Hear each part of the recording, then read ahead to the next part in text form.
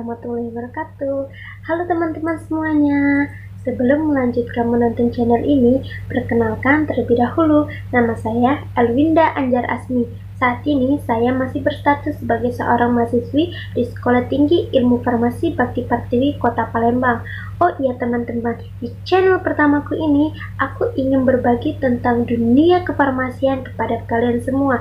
Oh iya, di dalam dunia kefarmasian ada yang namanya ilmu farmakologi. Mungkin di antara teman-teman semua ada yang sudah tahu bukan apa itu farmakologi, tapi di antara kalian juga pasti ada yang baru pertama kali atau bahkan tidak pernah mendengar apa itu farmakologi. Oleh karena itu, saya akan menjelaskan definisi dari farmakologi. Farmakologi adalah ilmu yang mempelajari tentang cara obat bekerja di dalam tubuh. Oh iya teman-teman, di channel pertamaku ini juga aku ingin membahas mengenai 3 penggolongan farmakologi. Pertama, golongan yang penggolongannya yaitu analgetika. Yang kedua, tentang golongan Antiparkinson, dan yang ketiga yaitu sedatif-hipnotik. Langsung aja ya, nggak usah lama-lama, kita langsung ke inti videonya. Check it out!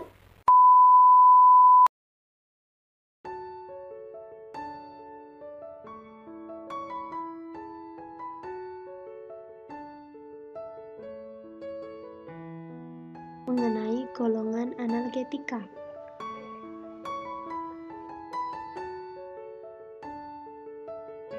Yang akan kita jelaskan di sini ialah pertama, mengenai pengertiannya, kedua, penggolongan dan contoh senyawa obat, ketiga, mekanisme kerjanya, keempat, efek sampingnya, kelima, interaksi obatnya, dan yang keenam ialah sediaan yang beredar. Teman-teman tahu apa itu analgetika? Analgetika merupakan senyawa yang mampu meringankan dan menekan rasa nyeri secara melalui penghambatan respon terhadap stimulus nyeri pada reseptor opiat, reseptor lain yang terlibat dalam pemrosesan nyeri, dan melalui penghambatan pembentukan prostaglandin. Adapun penggolongan analgetika terbagi menjadi 6 golongan. Golongan pertama adalah analgetik opiat, contoh morfin dan fentanyl. Golongan kedua adalah golongan NSAID, contoh ibuprofen dan acetaminophen.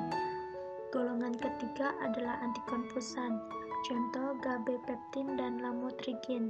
Golongan keempat adalah NMDA antagonis, contoh ketamin dan dextrometorphan. Golongan yang kelima adalah golongan antidepresan, contoh trazodon dan duloxetin. Sedang golongan yang terakhir atau golongan yang keenam adalah relaksan otot, contoh metocarbamol dan metasalon. Pembahasan pertama ialah golongan analgetika opiat, di mana mekanisme kerjanya ialah berikatan dengan reseptor GSBP. Selanjutnya, efek samping pada analgetika opiat berupa mual, muntah, bradikardia, depresi SP, sakit kepala, konstipasi, dan lain-lain. Sedangkan interaksi obat analgetika opiat ialah hindari pemakaian bersamaan dengan penghambat CYP3A4, SSRI, SNRI, MAO, dan antihipertensif. Selanjutnya, kesediaan yang beredar di fase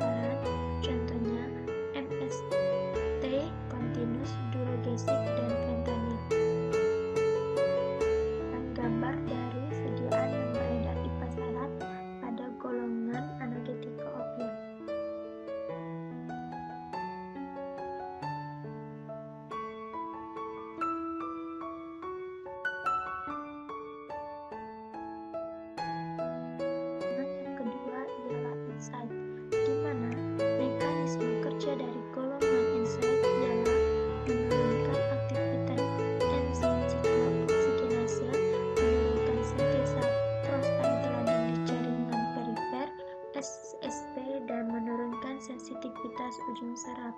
Selanjutnya, efek samping dari golongan enzim berupa gigan gastrointestinal, gigan metabolisme dan nutrisi, gigan SS, gigan kejiwaan, gigan pernapasan, gigan kulit dan subkutan. Selanjutnya, interaksi obat pada golongan enzim ialah hindari pemakaian bersama dengan antikonvulsan SRI, antagonis reseptor angiotensin. Selanjutnya, sediaan yang beredar di pasaran contohnya arfen dan brufen. Ini juga merupakan gambar dari contoh sediaan yang beredar di pasaran untuk golongan enzim.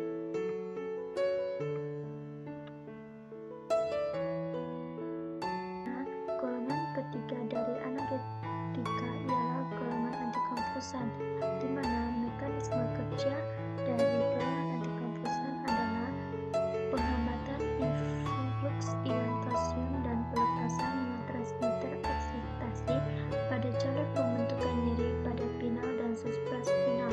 Sedangkan efek sampingnya berupa gigan gastrointestinal, gigan metabolisme dan nutrisi, gigan darah dan sistem limfatik, gigan kejiwaan, gigan pernapasan, gigan kulit dan subkutan. Selanjutnya, interaksi obat pada golongan antikonvulsan ialah hindari pemakaian bersamaan dengan opiat, antasida, simetidin, fenobarbital, rifampicin. Sedangkan untuk obat yang beredar di pasaran contohnya gabesa, sipentin, dan lamilos. Merupakan gambar dari sediaan yang beredar di pasaran.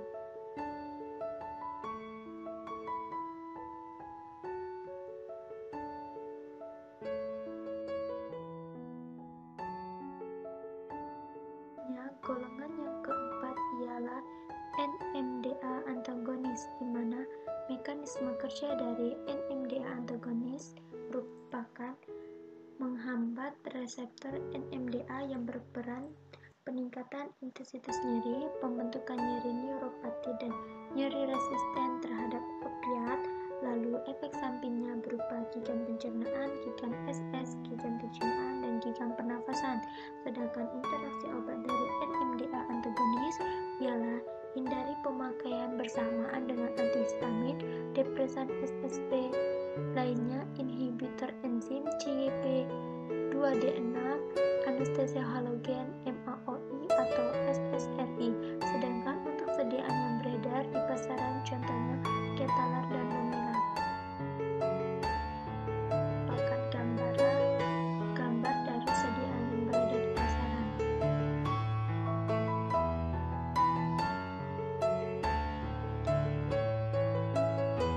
Golongan analgetik yang kelima adalah golongan antidepresan, di mana mekanisme kerjanya ialah menghambat proses pengambilan kembali serotonin dan norepinefrin sehingga meningkatkan kadar keduanya di syaraf tulang belakang. Aktivitas reseptor alfa adrenergic pada pasca sinap menyebabkan penekanan rasa nyeri. Sedangkan untuk efek sampingnya berupa mual, muntah, mekanisme kerja konstipasi, diare, perilaku bunuh diri, depresi, SSP, anemia, dan gagal hati. Sedangkan untuk interaksi obatnya hindari pemakaian bersamaan dengan MAOI, dinizolid, tramadol, NSAID, warfarin. Selanjutnya, sediaan yang berada di pasaran contoh trazodon dan ini juga merupakan gambar dari sediaan yang selanjutnya. Untuk yang keenam dari golongan analgetik adalah relaksan otot, di mana mekanisme dari golongan relaksan otot ialah menghambat proses pengambilan kembali norepinefrin di locus coeruleus yang menyebabkan peningkatan kadar norepinefrin pasca sinap, merelaksasi otot rangka. Efek sampingnya berupa mual, muntah, sakit kepala, kantuk, gigan gastrointestinal, reaksi hipersensitivitas, dan lain-lain. Sedangkan untuk interaksi obatnya ialah hindari pemakaian bersamaan dengan alkohol, depresan, SSP lainnya. Sedangkan sediaan yang berada di pasaran contoh metocarbamol dan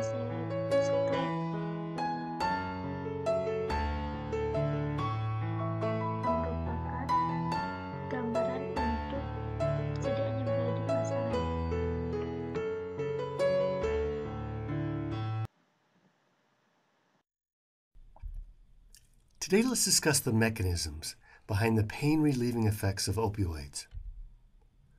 Located in the brain and dorsal horn of the spinal cord are opioid receptors that mediate the therapeutic analgesic effects and side effects of opioid medications. These receptors are located in many areas of the brain, including the thalamus, and in the periaqueductal gray and locus ceruleus that are originations for descending inhibitory pathways. When these pathways are activated, the signals descend to the spinal cord to inhibit ascending pain signals and prevent them from reaching the brain. Opioids act as agonists at three main receptor types to exert their actions. Mu receptors are responsible for the majority of opioid effects, including but not limited to analgesia, which is the pain-relieving effect, euphoria, sedation, respiratory depression, and decreased peristalsis in the gut, leading to constipation. Delta receptors in the brain may have a hallucinogenic effect. They are also located in the gut and cause decreased gastrointestinal secretions. Kappa receptors mediate dysphoria by reducing dopamine release. The best understood mechanisms of opioid action are those that occur in the spinal cord. Remember that pain signals are transmitted from the periphery to the CNS by way of lightly myelinated A delta fibers or non-myelinated C fibers, which make up the primary neuron.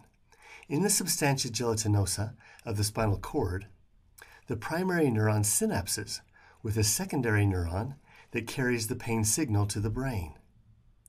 Let's take a closer look at what happens in the substantia gelatinosa. Taking a closer look, note that the pain signal is transmitted from the primary neuron to the secondary neuron by way of excitatory neurotransmitters like substance P and glutamate, being released from the primary neuron to bind to receptors on the secondary neuron, causing EPSPs, or excitatory postsynaptic potentials, in the membrane of the secondary neuron, leading to an action potential that can then be sent along the secondary neuron to the brain. Let's show how opioids can interrupt this synaptic transmission. The details of pain modulation by opioids in the substantia gelatinosa is as follows.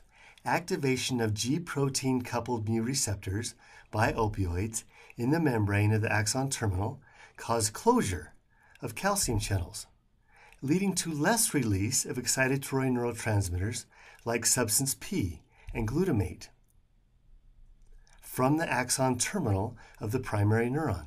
This reduction in release of excitatory neurotransmitters leads to less excitation of the secondary neuron, hyperpolarization, and a decrease in the action potential frequency, decreasing pain signals sent to the brain. Opioids also bind to opioid mu receptors in the membrane of the cell body, or dendrites of secondary neurons, and cause opening of potassium channels. This also leads to hyperpolarization of the secondary neuron and a decrease in action potential frequency in the secondary neuron, causing less pain signals to be sent to the brain. So now you can see how opioids acting as agonists on mu receptors in the substantia gelatinosa of the spinal cord leads to a disruption in pain signals, ultimately decreasing the intensity of the painful thumb hammer experience. Here is a diagram summarizing the actions of opioids in the substantia gelatinosa. You're at the beach and you get sand in your eyes. How do you know the sand is there? You obviously can't see it, but if you're a normal, healthy human, you can feel it. That sensation of extreme discomfort, also known as pain. Now, pain makes you do something. In this case, rinse your eyes until the sand is gone. And how do you know the sand is gone? Exactly, because there's no more pain. There are people who don't feel pain. Now, that might sound cool, but it's not. If you can't feel pain, you could get hurt or even hurt yourself and never know it. Pain is your body's early warning system. It protects you from the world around you and from yourself. As we grow, we install pain detectors in most areas of our body. These detectors are specialized nerve cells called nociceptors that stretch from your spinal cord to your skin, your muscles, your joints, your teeth, and some of your internal organs. Just like all nerve cells, they conduct electrical signals, sending information from wherever they're located back to your brain. But unlike other nerve cells, nociceptors only fire if something happens that could cause or is causing damage. So, gently touch the tip of a needle. You'll feel the metal, and those are your regular nerve cells, but you won't feel any pain. Now, the harder you push against the needle, the closer you get to the nociceptor threshold. Push hard enough, and you'll cross that threshold and the nociceptors fire, telling your body to stop doing whatever you're doing. But the pain threshold isn't set in stone. Certain chemicals can tune nociceptors, lowering their threshold for pain. Now, when cells are damaged, they and other nearby cells start producing these tuning chemicals like crazy, lowering the nociceptor's threshold to the point where just touch can cause pain.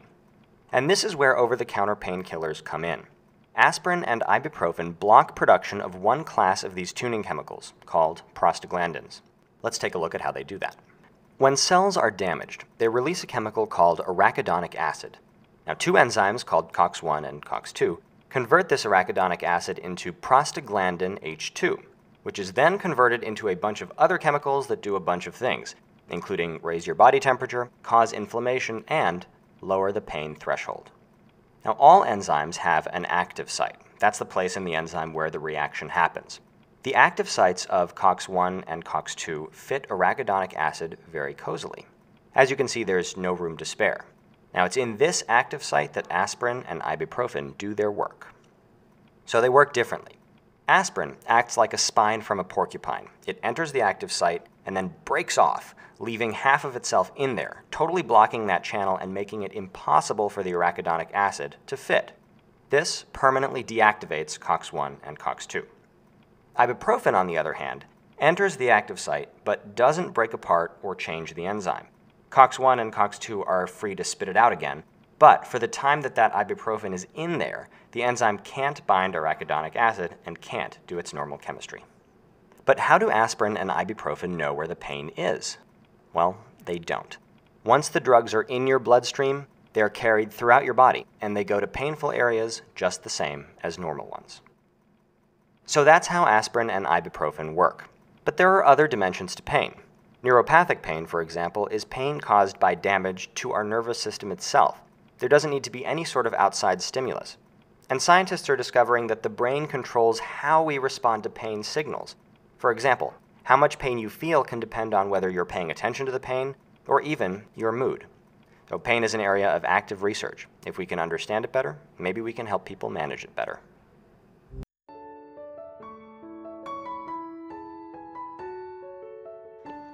Part kedua ini kita akan membahas mengenai Antiparkinson.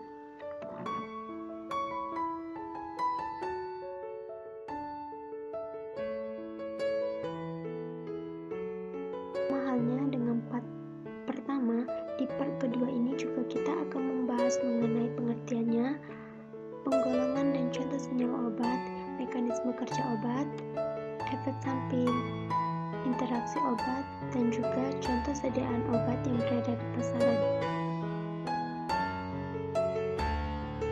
Apakah kalian tahu apa itu Antiparkinson?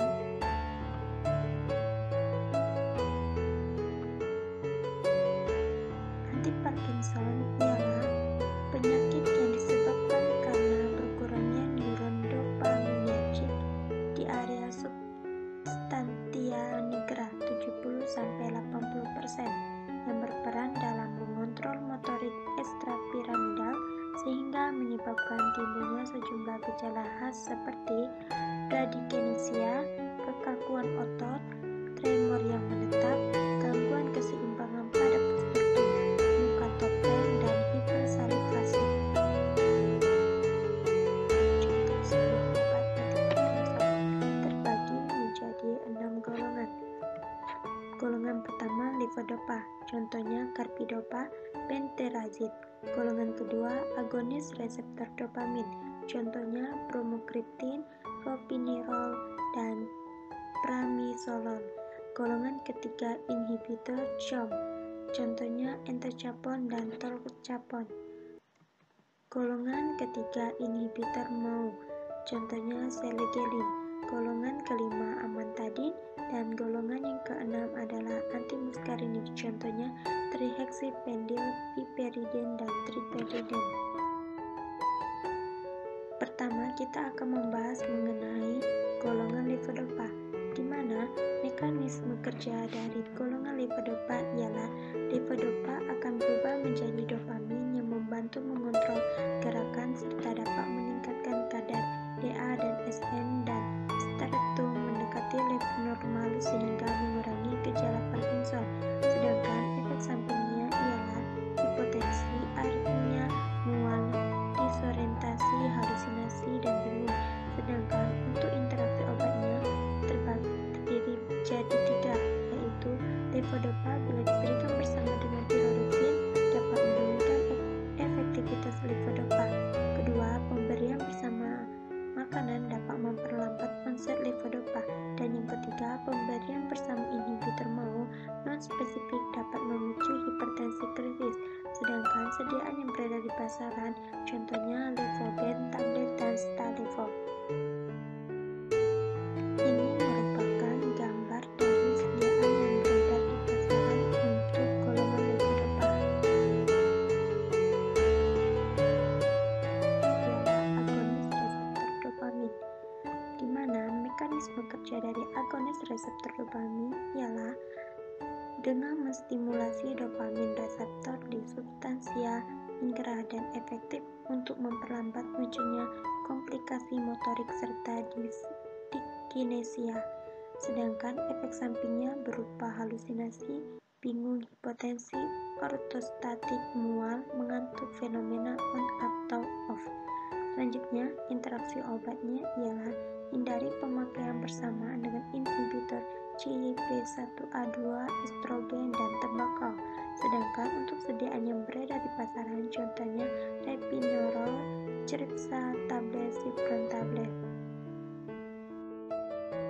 Juga merupakan gambar dari contoh sediaan yang beredar di pasaran. Yang ketiga ialah inhibitor COMT, di mana mekanisme kerja dari inhibitor COMT ialah menghambat penguraian dopamin oleh COMT charcoal orthometyl transferase menjadi metabolit non-aktif di SSP dan perifer. Sedangkan efek sampingnya ialah urin berwarna jingga atau coklat dan diare. Sedangkan interaksi obatnya hindari pemakaian bersamaan dengan trisiklik antidepresan atau obat non-reseptan, pineprin, serta jangan diberikan dengan senyawa yang mengandung zat besi. Selanjutnya, sediaan yang beredar di pasaran, contohnya entacapon dan tolcapon, merupakan gambar dari sediaan yang beredar di pasaran.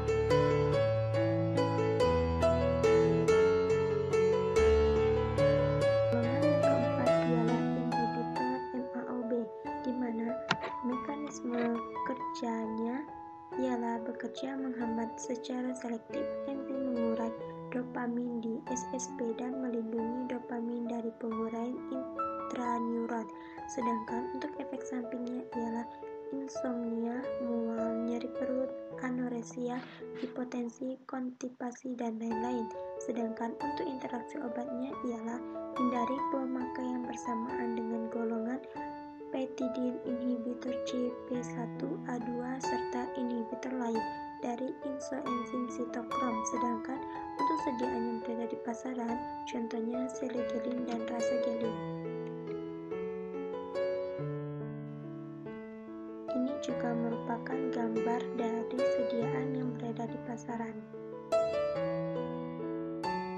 Yang kelima ialah amantadin, di mana mekanisme kerja dari amantadin ialah mekanisme kerjanya tidak sepenuhnya dipahami, tetapi amantadin diduga mempotensiasi respon dopaminergic di susunan saraf pusat seperti meningkatkan pelepasan DA, menghambat reuptake DA, merangsang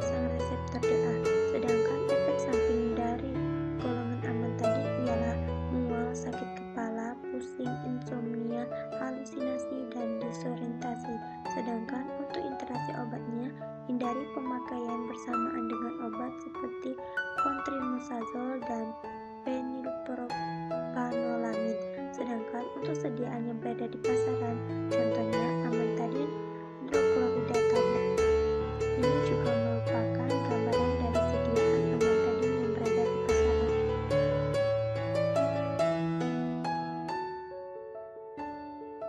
Antimuskarinik, di mana mekanisme kerja dari antimuskarinik ialah bekerja mengontrol tremor pada stadium awal penyakit Parkinson, serta senyawa sintetisnya memblok reseptor muskarinik di SSP sehingga mampu mengurangi ketidakseimbangan aktivitas dopaminergic. Sedangkan untuk efek sampingnya ialah mulut kering, pandangan kabur, konstipasi, retensi urin, glaukoma, dan psikosis dan lain-lain sebagainya. Sedangkan untuk interaksi obat ialah hindari pemakaian bersamaan dengan SSRIs serta MAOI.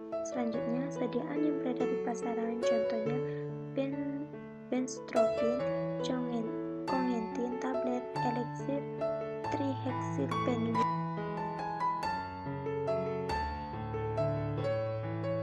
Ini juga merupakan contoh sediaan yang berada di pasaran untuk golongan antimuskarinik.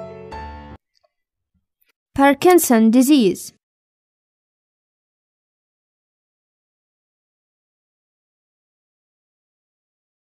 Because dopamine does not cross the blood-brain barrier, its immediate precursor levodopa is used instead. It is actively transported inside the brain cells, and it is then converted to dopamine in the brain. Much of levodopa is consumed in peripheral tissues by the enzymes dopamine decarboxylase and catechol-O-methyltransferase, which minimize its availability, increase its side effect profile, and produce metabolites which compete with levodopa at the active transport sites.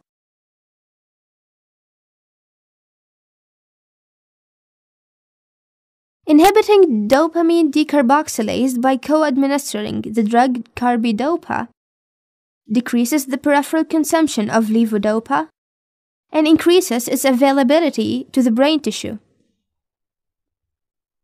However, a part of this increasingly available levodopa is shifted to and deactivated by the catechol-O-methyltransferase pathway.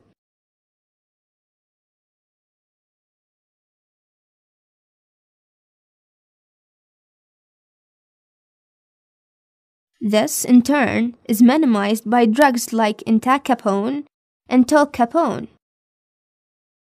Those drugs selectively inhibit this enzyme, which decreases peripheral conversion and the competition at the active transport sites, finally increasing central uptake of levodopa. Another strategy for the treatment of Parkinson's disease is increasing the dopaminergic activity in the brain by using dopamine agonist group. This group of centrally acting drugs includes pramipixole, apomorphine, and bromocriptine.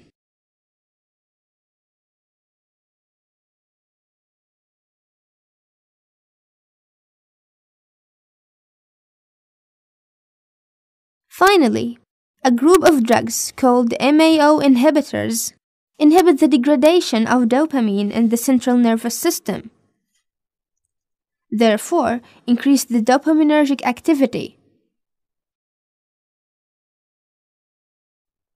This group includes rasagiline and selegiline drugs.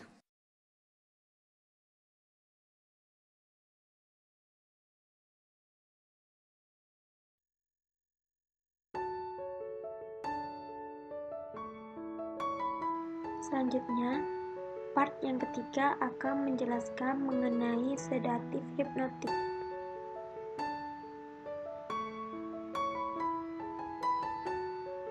Awalnya dengan part pertama dan part kedua. Part ketiga ini juga memiliki poin-poin seperti part pertama dan part kedua, yaitu mulai dari pengertiannya, penggolongan dan contoh senyawa obat, mekanisme kerja obat, efek samping obat, interaksi obat, dan juga contoh sediaan yang ada di pasaran. Sedatif memiliki pengertian yang berbeda, di mana sedatif ialah senyawa yang berefek untuk menurunkan aktivitas yang menimbulkan rasa tenang atau mengantuk. Hipnotik, senyawa yang mampu menghasilkan efek drowsiness dan mempercepat onset dan memperpanjang durasi tidur. Golongan hipnotik sedatif terbagi menjadi 4 golongan. Golongan pertama ialah golongan barbiturat, contohnya phenobarbital, secobarbital, dan amobarbital. Sedangkan golongan yang kedua ialah golongan benzodiazepin, contohnya zolpidem, estazolam, dan diazepam.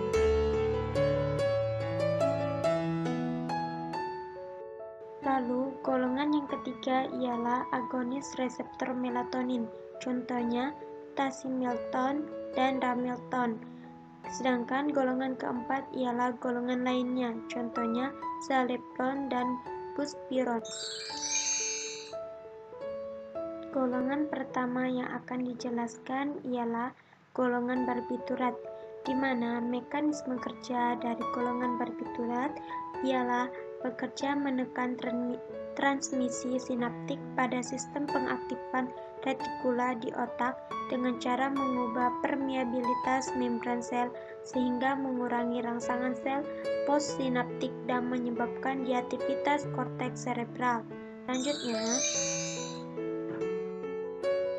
golongan barbiturat ialah menghasilkan efek residual depresi SSP, gangguan mood dan psikomotor, vertigo, mual, muntah, diare, kegirangan idiosinkrasi, dapat timbul reaksi hipersensitivitas pada pasien yang memiliki riwayat alergi, bengkak di lokasi penyuntikan, kelopak mata, bibir, dan dagu. Sedangkan untuk interaksi obatnya ialah kombinasi dengan senyawa depresan SSP, terutama alkohol, dapat menimbulkan depresi SSP berat. Kombinasi dengan isoniazid, metilfenidat, inhibitor MAO dapat menimbulkan depresi SSP berat, dapat menurunkan kadar sejumlah obat dalam darah ketika dikombinasi dengan barbiturat atau inhibisi enzim CYP. Contoh sediaan yang beredar di pasaran pada golongan barbiturat ialah amital sodium 0,5 gram, tablet phenobarbital, eliksir phenobarbital 20 mg per 5 ml, kapsul sekonal sodium 100 mg. Dan ini merupakan gambar dari sediaan yang beredar di pasaran.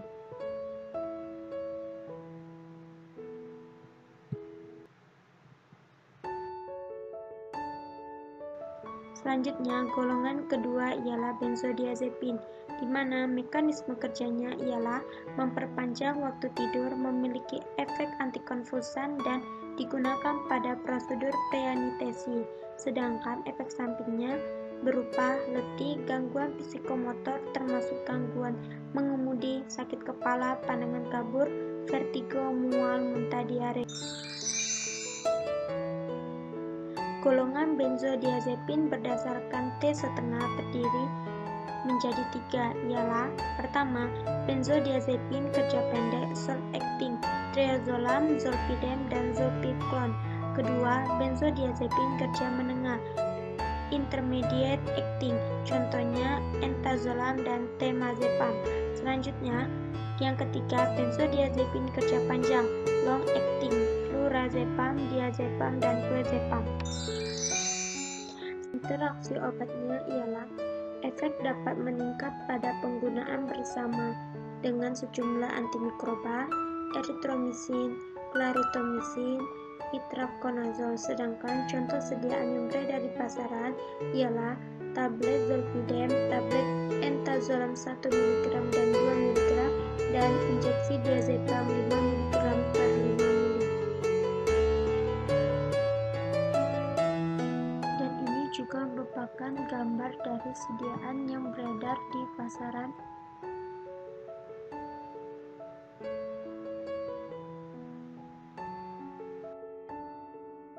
untuk golongan yang ketiga ialah golongan reseptor melatonin, di mana mekanisme kerjanya ialah mengurangi aktivitas saraf serta menurunkan kadar hormon dopamin pada mata. Sedangkan untuk efek sampingnya berupa sakit kepala, ngantuk, lemas, depresi jangka pendek.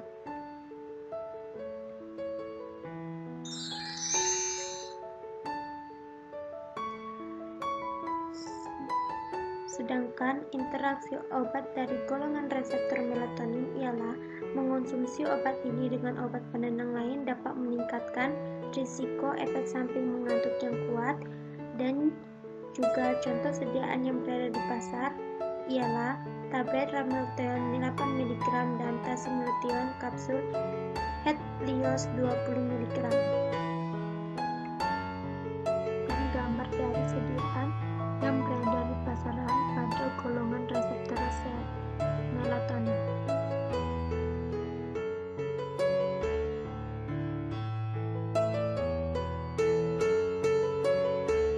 Sedangkan untuk golongan lainnya, contoh sediaan yang beredar di pasaran ialah pusipiron, tablet pusipiron 10 mg, 15 mg, 30 mg, 5 mg, dan 7,5 mg.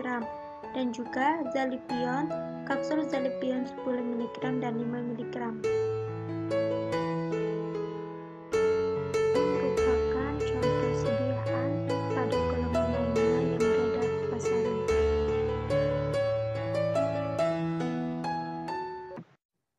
In this lecture, we're going to cover the pharmacology of anxiolytic and hypnotic drugs. So let's get right into it. The primary use of anxiolytic and hypnotic drugs is to treat anxiety and insomnia. Anxiety is generally defined as an emotional state characterized by excessive feelings of worry, fear, and nervousness, while insomnia is generally defined as the inability to initiate, maintain, or achieve restful sleep. Now, in order to gain better understanding of how anxiolytic and hypnotic drugs work, first we need to discuss the role of GABA in the central nervous system.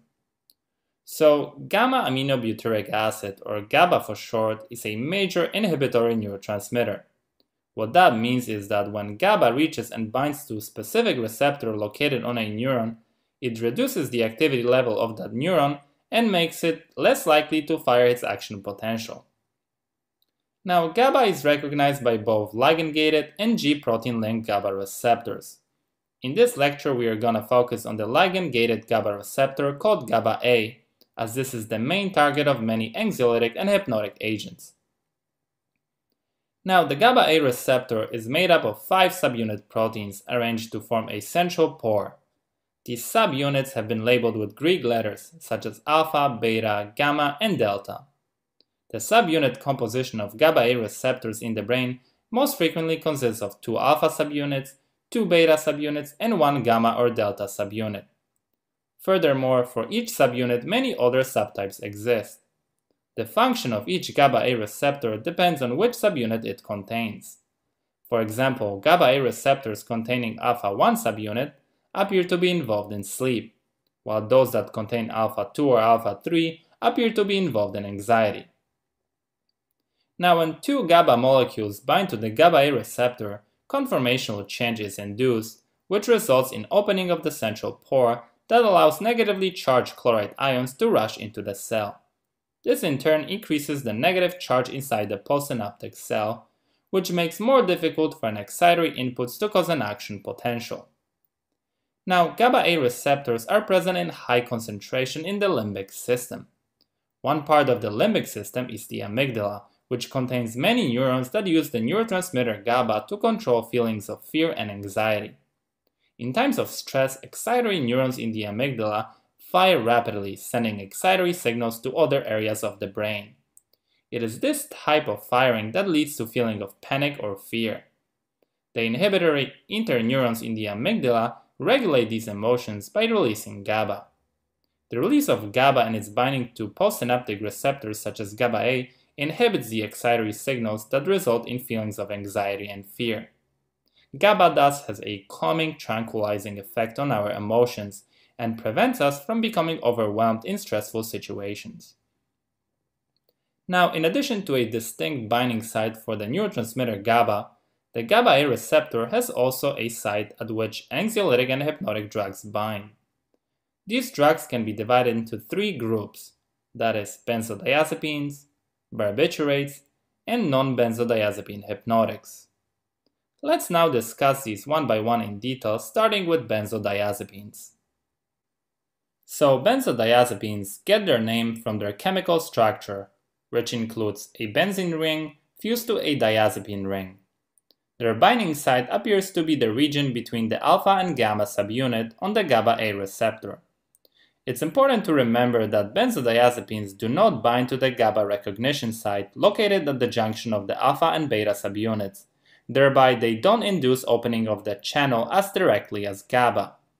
Instead, the binding of a benzodiazepine to its receptor site increases the affinity of GABA for the GABA binding site.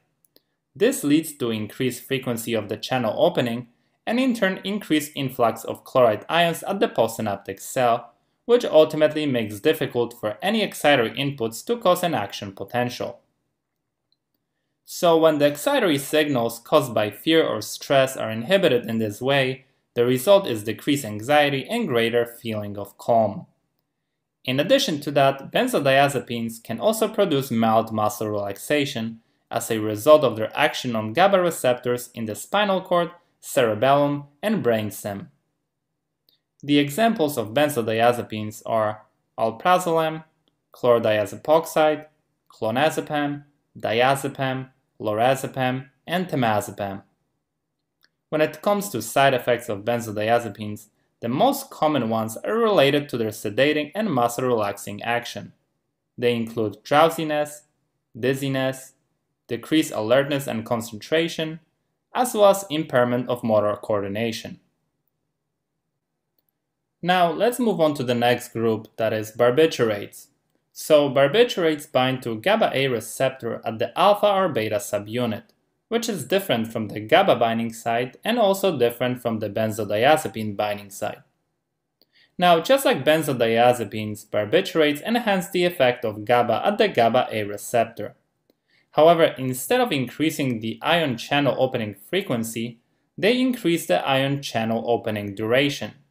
In other words, unlike benzodiazepines, barbiturates hold the ion channel open continuously for long periods of time. In addition to that, barbiturates can decrease the activity of excitatory neurotransmitters such as acetylcholine and glutamate, and at higher doses, they can also mimic GABA and directly activate GABA receptors, thus leading to profound central nervous system depression. This is why barbiturates have a much lower therapeutic index than benzodiazepines, meaning the toxic dose is not much higher than the therapeutic dose.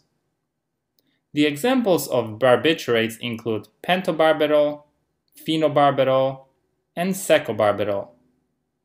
When it comes to side effects, barbiturates most often cause dizziness, lightheadedness, sedation, as well as memory and attention impairments. Furthermore, because of their narrow therapeutic index, it's important to remember that even small barbiturate overdose can result in coma or death due to respiratory depression. Now let's move on to our last group of drugs, that is non-benzodiazepine hypnotics. As I mentioned at the beginning of this lecture, GABA-A receptors in different areas of the central nervous system consist of various combinations of the subunits. The specific subunit that appears to mediate sedation is the alpha-1 isoform. So as their name suggests, non-benzodiazepine hypnotics are structurally different from the benzodiazepines, and as you may already guess, they selectively bind to the alpha-1 subunit of the GABA-A receptor, thus triggering chloride channel opening with resulting membrane hyperpolarization. Because alpha-1 containing GABA-A receptors are highly expressed in wake-promoting regions of the brain, the preferential binding of non-benzodiazepine hypnotics to these receptors results in sleepiness but not anti-anxiety effect. The examples of non-benzodiazepine hypnotics are zolpidem, zaleplon, and ezopiclone. When it comes to side effects, non-benzodiazepine hypnotics can cause cognitive impairments, including memory loss, daytime sedation, as well as impairment of motor function. And with that, I wanted to thank you for watching. I hope you enjoyed this video, and as always, stay tuned for more.